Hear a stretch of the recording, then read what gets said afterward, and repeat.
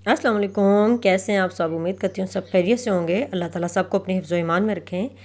तो जी आज हमारा है ये व्लॉग छोटा सा, जिसमें हम बनाने लगे हैं मलाई बोटी पास्ता।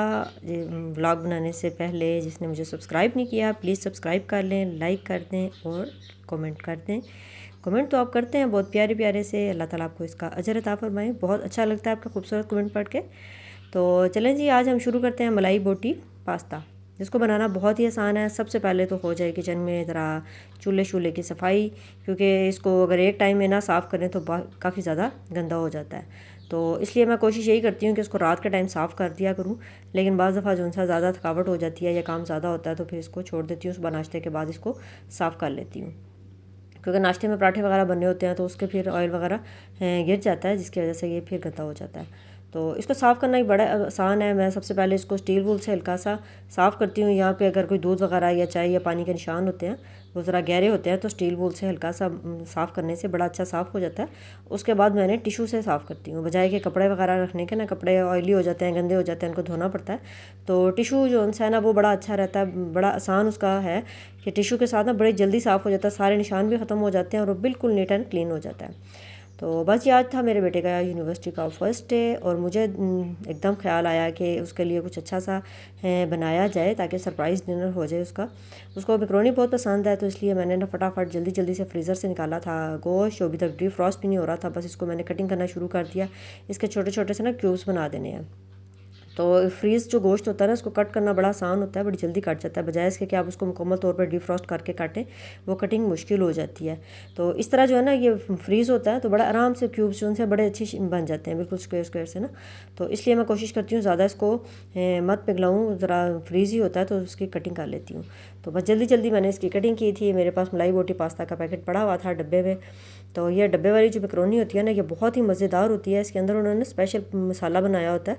अगर हम घर के मसाले डालते हैं तो उस तरह की मज़ेदार नहीं बनती जिस तरह ये रेडीमेड मिल जाती है। तो इसलिए मैं कोशिश यही करती हूँ कि डब्बे वाली जो है ना कभी कभी बना लिया करूँ। तो बस ये जी चिकन जो सा है पूरा चेस्ट था, इसके मैंने अच्छी तरह धो के फ्रीज़ किया हुआ था, इसलिए अब इसको धोने की ज़रूरत नहीं है। बस इसके छोटे छोटे से पीस बना लिए हैं। अब हम इसके अंदर डालेंगे दही, क्योंकि ये मलाई बोटी बनना है तो हम इसके अंदर दही और मलाई के साथ इसका मैरिनेट करेंगे। मलाई बाद में डलेगी, दही पहले डालेंगे। तो ये है तकरीबन आधा किलो से ज़्यादा चिकन है, तो इसके अंदर मैंने 1 कप के करीब दही डाल दिया था। तो इसके बाद जो है डब्बे के अंदर से ही मसाला पैकेट निकलता है, तो वही मसाला आपने इस्तेमाल करना होता है। तो ये बड़ा अच्छा मज़ेदार सा मसाला बना हुआ था, बहुत ज़्यादा मिर्ची नहीं था।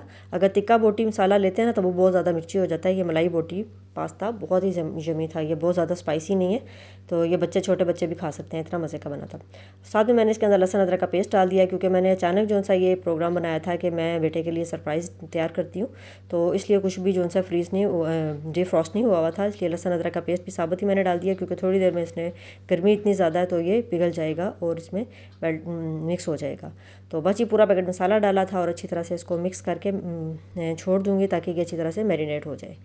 तो मुझे जो है ना बच्चों को सरप्राइज़ देना बहुत अच्छा लगता है। बच्चों को जो चीज़ पसंद होती है वो मैं करती हूँ। मैं कोशिश ये करती हूँ कि छोटी छोटी सी खुशियाँ जो होती हैं उनको सेलिब्रेट करें। कोई छोटा सा भी काम होता है तो उसको मैं अच्छे तरीके से सेलिब्रेट करती हूँ, क्योंकि खाना तो वैसे भी घर में हर रोज़ बन ही रहा होता है। तो उस दिन कुछ स्पेशल खाना ऐसा बना दें जिससे बच्चे भी खुश हो जाते हैं, उनको लगता है कि हमारी माँ ने हमारे लिए कुछ स्पेशल किया है। तो इस तरह ना उनको अपनी अहमियत का भी अंदाज़ा होता है कि हम उनके लिए बहुत ख़ास हैं, अपने वालिदैन के लिए बहुत ख़ास हैं। तो बच्चों को ये जो है ना एहसास दिलाना चाहिए कि आप हमारे लिए बहुत ज़्यादा ख़ास हो, आप हमारे लिए बहुत कीमती हो। उनको इस चीज़ का एहसास भी दिलाना चाहिए और उनको बताते रहना चाहिए कुछ कुछ अरसे बाद कि हम आपसे बहुत ज़्यादा मोहब्बत करते हैं, आप हमारे लिए बहुत कीमती हो, बहुत हमारे लिए प्यारे बच्चे हो। इस तरह करके ना उनको एहसास इस चीज़ का दिलाते रहने से उनको भी पता चलता है। वो फिर बदले में ना वालिदैन के साथ भी उसी तरह का रवैया रखते हैं।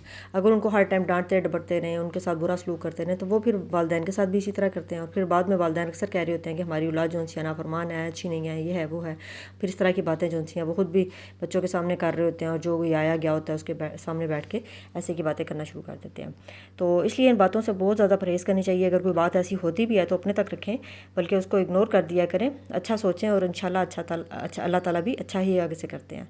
तो जब बच्चे छोटे होते थे मैं उनके साथ बहुत ज़्यादा करती थी। जब वो छुट्टियां हो जाती थी उनको बाज़ माएँ होती हैं बहुत ज़्यादा तंग पाड़ी होती हैं कि हाय हाय अब 3 महीने घर रहेंगे, इतनी मुसीबत पड़ेगी, ये होगा वो होगा। अगर बच्चों को अच्छे तरीके से लेकर चल रहे होते हैं तो बिल्कुल भी वो टाइम मुसीबत नहीं लगता, बल्कि बड़ा अच्छा होता है। और आप उनके साथ इंजॉय किया करें। जिनके बच्चे छोटे हैं उनको तो ख़ास तौर पर अपनी औलाद के साथ बहुत ज़्यादा इंजॉय करना चाहिए, क्योंकि ये टाइम बड़ी तेज़ी से गुजर जाना है और ये टाइम वापस नहीं आना। अपनी औलाद के साथ इंजॉय करें, उनके साथ खेलें, उनके साथ बातें करें, उनके चॉइस के साथ प्यार से उनको रखें और उनके साथ खुद भी खेला करें, उनको टाइम दिया करें। बच्चों को बहुत अच्छा टाइम देना चाहिए, पूरी उनकी तवज्जो से बात सुननी चाहिए। और सबसे बड़ी बात जो होती है ना, माएँ अपने बच्चों का अदब से बात नहीं करती। मेरे बच्चे जब छोटे होते थे, जब पैदा हुए मतलब छोटे छोटे थे, तब भी से मैं उनके साथ ना इस तरह बात करती हूँ जैसे बड़े के साथ करते हैं। तो अक्सर लोगों को ये अजीब भी लग रहा होता था, इतना छोटा सा तो है, उसको तो पता ही नहीं है तुम इस तरह उसके साथ बोल रही हो। लेकिन आप उनको अगर छोटे होते से ही तवज्जो देंगे, उनको प्यार देंगे, उनको अदब सिखाएंगे तो वो सीखेंगे ना। तो मैंने कभी भी बच्चों को तुम या तू करके नहीं बुलाया, हमेशा आप करके बुलाती हूँ। बल्कि बाज़ लोगों को ये हैरत हो रही होती है कि आप अपनी औलाद के साथ इस तरह बात क्यों करती हैं जैसे वो आपसे बड़े हैं। भाई जब बच्चा बड़ा हो या छोटा हो उसको अदब के साथ बोलना चाहिए ना। अगर हम इस तरह उनके साथ गलत तरीके से बात करेंगे तो वो आगे से जवाब में भी हमें गलत तरीके से ही कहेंगे। तो इसलिए बच्चों को आप कह के अदब करके बुलाने से वो भी अदब सीखते हैं और हमारे साथ अच्छे तरीके से रहते हैं। तो बच्चे जब छोटे थे, इनको छुट्टियाँ हो जाती थी तो मैं इनके साथ बड़ा ज़्यादा इंजॉय करती थी। जितना टाइम मिलता था, ज़ाहिर बात है जॉइंट फैमिली सिस्टम में तो इतना टाइम भी नहीं मिलता, जितना सा मिलता था उसको मैं कोशिश करती हूँ बच्चों के साथ जो उनसे ना टाइम स्पेंड करूँ। ड्राइंग करते थे, मुझे बच्चों को ड्राइंग करना बहुत अच्छा लगता है। मैं इनको बजाय के डांटने के या ज़्यादा टाइम इनको इधर उधर करने के ना ड्राइंग पे लगा देती थी। इससे ये भी पता चलता है कि बच्चा का ज़हन किस तरह है, वो क्या चाहता है, क्या बनाना चाहता है, क्या करना चाहता है। उनको आप खाली पेजेस दे दें और साथ में कलर जो होती हैं पेंसिल्स वो दे दें, या पेंट कलर वगैरह कुछ भी इस तरह का होता है ना वो दें, ताकि बच्चे ड्राइंग करें। ज़्यादा टाइम उनका इधर उधर ज़ाया होने की बजाय ड्राइंग पे लगता है। तो मैं इनकी ड्राइंग जो अच्छी होती थी ना वो पेस्ट कर दिया करती थी दीवार पे, ताकि उनको एहसास हो कि हमने जो इतनी मेहनत की है, इतना बनाया है, ये रफ़ नहीं है, रद्दी नहीं है, मामा ने ज़ाया नहीं किया, बल्कि उसको मैं दीवार पे लगा दिया करती थी। और कमरे में लगे हुए अच्छे भी लग रहे होते थे, बच्चों के छोटे छोटे से शाकार इतने खूबसूरत लग रहे होते थे। बल्कि अभी तक मैंने ना काफ़ी संभाल के भी रखे हुए हैं। उस दिन हम निकाल के देख रहे थे और इतना खुशी हो रही थी। और उसके साइड पर डेट भी लिखी हुई थी कि आपने इस सन में ये बनाया था, आप इतनी इस क्लास में थे तो ये वाली ड्राइंग आपने की थी। इतना मज़ा आ रहा होता है। तो इस तरह ना बच्चों को बहुत ज़्यादा अहमियत दिया करें, उनको बिल्कुल भी नज़रअंदाज ना किया करें। तो बस ये बातें करते करते से मेरी बन गई मैक्रोनी भी बॉयल हो गई थी। इसको पानी निकाल के मैंने इसको अच्छी तरह से ठंडे पानी से वॉश किया था और उसके बाद इसमें ऑयल डाल दिया। और जो मैरिनेट किया हुआ था चिकन, उसको ऑयल डाल के पकने के लिए रख दिया था। जब वो पक गया था हल्का सा फ्राई करके फिर उसके अंदर मलाई डाल दी थी। पूरा पैकेट मलाई का डाल देना है, वो जो क्रीम मिलती है ना डब्बे वाली क्रीम। अगर आपके पास क्रीम नहीं है तो आप घर की मलाई भी अच्छी तरह से फेंट के वो भी डाल सकते हैं। तो उसको अच्छी तरह से मिक्स कर लिया था और ये मैक्रोनी के अंदर ऐड कर दिया और अच्छी तरह इसको मिक्स करके जी डिश आउट कर देंगे। और ये मज़ेदार से मलाई बोटी पास्ता बन के रेडी हो गया। और मेरे बेटे को बिल्कुल भी नहीं पता था कि मामा ने इतनी अच्छे से मेरी फेवरेट जो है खाना बनाया हुआ है। और जब वो यूनिवर्सिटी से आया और आगे से उसकी फेवरेट जो पास्ता बना हुआ था और वो इतनी उसको खुशी हुई। उसकी खुशी, जो बच्चे की खुशी होती है ना, वो देख के इतना से दिल को सुकून सा मिलता है। और इतनी खुशी होती है कि जब बच्चे खुश होते हैं, आपके बच्चे खुश हों, तो आपको बहुत ज़्यादा इससे एनर्जी मिलती है। तो इसलिए बच्चों की खुशी का, उनकी जो पसंद करते हैं जो भी चीज़, उसका ख्याल रखना हम वालिदैन का फ़र्ज़ होता है, हमारी ज़िम्मेदारी होती है। तो अपने बच्चों को बिल्कुल भी नज़रअंदाज ना करें, उनको बहुत ज़्यादा टाइम दें, बहुत ज़्यादा प्यार दें, बहुत ज़्यादा तवज्जो दें। क्योंकि जो होता है ना, खिलाना पिलाना तो हर एक का काम होता है। हर वालिदैन खिलाते हैं, पिलाते हैं, बच्चों को पहनाते हैं, सब कुछ करते हैं, लेकिन उनकी खुशी का ख्याल रखना वो नहीं करते।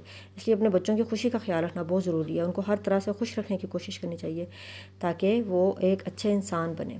तालीम तो हम दे लेते हैं, लेकिन तरबियत बहुत मुश्किल होती है। तो तरबियत में यह चीज़ भी शामिल होती है कि अपने बच्चों को अदब सिखाएं और उनको खुश रखने की कोशिश करें। ये था आज का मेरा ब्लॉग। पसंद आए तो लाइक कर दें। मिलते हैं कल नई वीडियो के साथ। अल्लाह हाफिज़।